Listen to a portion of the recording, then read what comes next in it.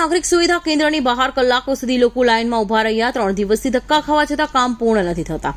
નાગરિક સુવિધા કેન્દ્ર માત્ર કહેવા પૂરતું સુવિધા કેન્દ્ર છે, પરંતુ ખરેખર તો સમસ્યાનું કેન્દ્ર બની ગયું છે।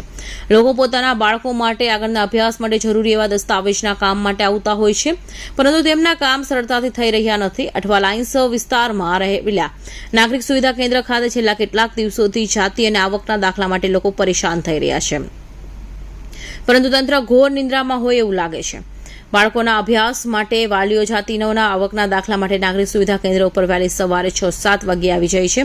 લોકો સમયસર નંબર આવી જાય તેના માટે ઝડપથી ટોકન લેવા માટે પહોંચી જાય છે। ઘણી વખત લોકોની ઘસારો વધુ હોવાને કારણે ટોકન મળતું નથી અને પરત જવાનો વખત આવે છે।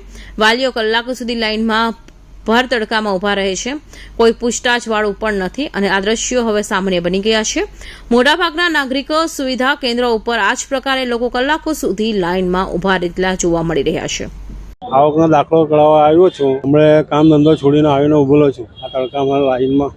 15-20 મિનિટ થઈ ગઈ, હવે આગળ કેટલો ટાઈમ જાય ખબર આસાન કરવું જોઈએ કે ભાઈ ફટાફટ બધું થઈ જાય। આ લાઇનમાં ઉભો રહેવાનું હમણાં ક્યારે હજુ તો કેટલું લાઈન છે, ક્યારે આવે એ માલુમ નહીં। હું લગભગ સવાર 3 દિવસથી આજે ધક્કા ખાઈ રહી છું।